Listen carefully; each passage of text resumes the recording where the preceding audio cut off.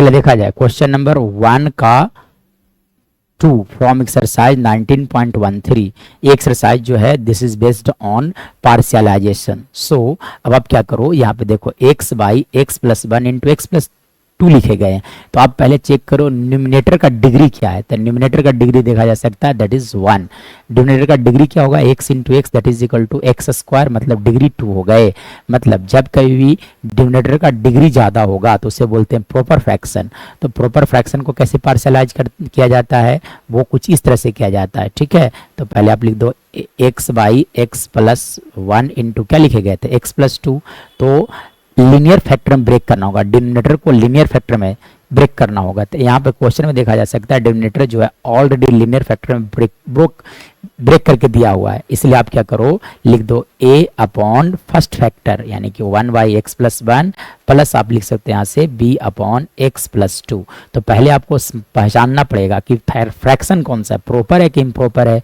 Proper मतलब क्या होता है कि न्यूमिनेटर का डिग्री डिनोमिनेटर से कम होगा, मतलब ऊपर वाला का डिग्री कम होगा तो उसे बोलते हैं प्रॉपर फ्रैक्शन। ठीक है, जब भी प्रॉपर फ्रैक्शन मिलेगा तो डिनोमिनेटर को पहले फैक्टराइज कर लेना है, लीनियर फैक्टर में ब्रेक कर देना है। अगर नहीं फैक्टराइज होगा देखा जाएगा, लेकिन फिलहाल पहले फैक्टराइज कर लेना है। ठीक है, चलिए यहाँ से a और b का वैल्यू फाइंड आउट किया जाता है। कैसे आप फाइंड आउट कर सकते हो, लिखा जा सकता है x by X plus one into लिखा गया था आपका x plus two is equal to आप लिख सकते हो यहाँ से एलसीएम लिया जाए। तो जब आप एलसीएम लोगे तो लिखा जा सकता है x plus one into x plus two लिखे जा सकते हैं। मतलब यहाँ से आप लिख सकते हो a plus x a into x plus two plus b into x plus one लिखे जा सकते हैं। मतलब आप देखो तो डिनोमिनेटर वाला टर्म कैंसिल आउट हो गए, मतलब x इक्वल टू लिख सकते हो a into x plus two plus b into लिखा जा सकता है x प्लस वन, और इसे मान लो आप कंडीशन नंबर 1। चलिए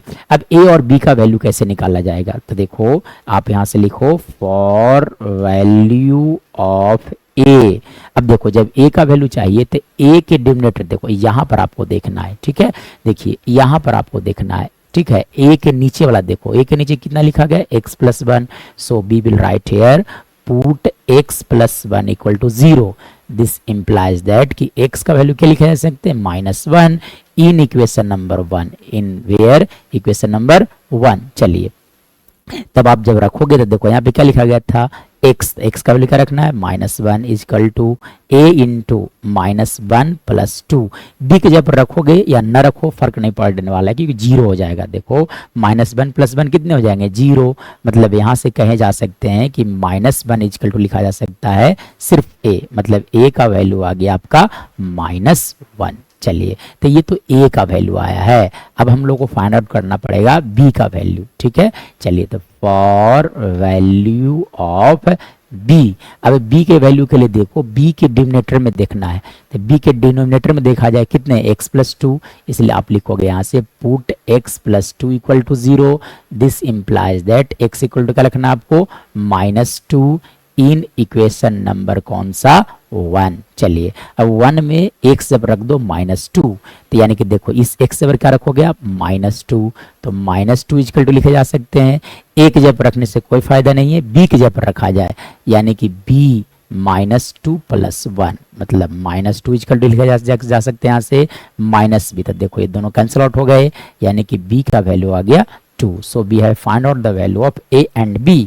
चलिए तब हम लोगों ने क्या किया था कि x by X plus one into x plus two को हम लोगों ने क्या लिख दिया था a अपॉन फर्स्ट फैक्टर था। a का वैल्यू कितना आ गया तो -1 अपॉन लिखा जा सकता है x plus one plus b, मतलब 2y लिख सकते हो यहाँ पे x प्लस 2 लिखा जा सकता है, 2y लिखा जा सकता है x प्लस 2 लिख सकते हो। ठीक है, चलिए मतलब अब आपको यहाँ से क्या करना होगा कि इंटीग्रेट करने के लिए जो दिया गया था, ठीक है ना, कुछ ऐसा इंटीग्रेशन लिखा गया था।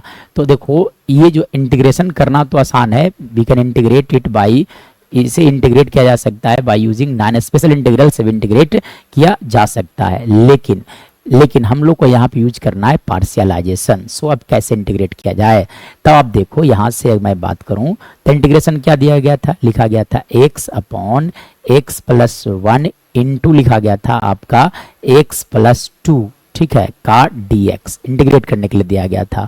सो अब मैं अगर बात करूं तो ये x by X plus one into x plus two का वैल्यू कितना आया है, इसका वैल्यू आया -1 by X plus one plus 2 by आया था आपका एक्स प्लस टू का होल इंटू आया था आपका dx आया था। ठीक है, चलिए अब इसके बाद अगर देखा जाए तब आप क्या करोगे, तो देखिए इसके बाद अगर कहानी देखा जाए तब आप क्या कर सकते हो, यहाँ से अगर फर्दर बात किया जाए तब आप लिख सकते हो यहाँ से क्या लिखा जा सकता है, देखो अब इंटीग्रेशन का साइन दोनों टर्म्स के पास लेकर चले जाओ। ठीक है, मतलब आप इसे न इंटीग्रेट कर करके इसे इंटीग्रेट कर दो। ठीक है, तब आप क्या करो, -1 को बाहर किया जाए, -1 को इंटीग्रेशन से बाहर किया जाए और यहाँ लिखे जा सकते हैं dx by X plus one plus 2 को बाहर किया जाए इंटीग्रेशन से तो लिख सकते हो dx by X plus two, मतलब इसका इंटीग्रेशन लिखे जा सकते हैं। देखो एक बेसिक सा फॉर्मूला होता है कि f डैश x मतलब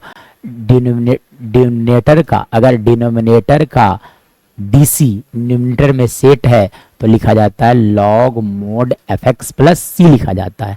चलो आप देखो यहाँ से जब आप डिफरेंशिएट करोगे x प्लस वन को विद रिस्पेक्ट टू x तो इसका dc क्या आएगा 1, जो कि ऑलरेडी आप समझ सकते हो कि यहाँ पे लिखा गया है। ठीक है, इसलिए लिख सकते हो आप log mod fx, मतलब यहाँ आप लिख सकते हो यहाँ पे x plus one plus two into log mode लिखे जा सकते हैं x प्लस टू प्लस सी। चलिए अब आप मैं फर्दर बात करूं तो यहाँ से आप एक काम करो कि पहले पॉजिटिव वाला टर्म को लिख दो, यानी कि log mod x plus two को मैं पहले लिख देता हूं और minus log mod x plus one को बाद में लिखता हूं plus C. This is our right answer.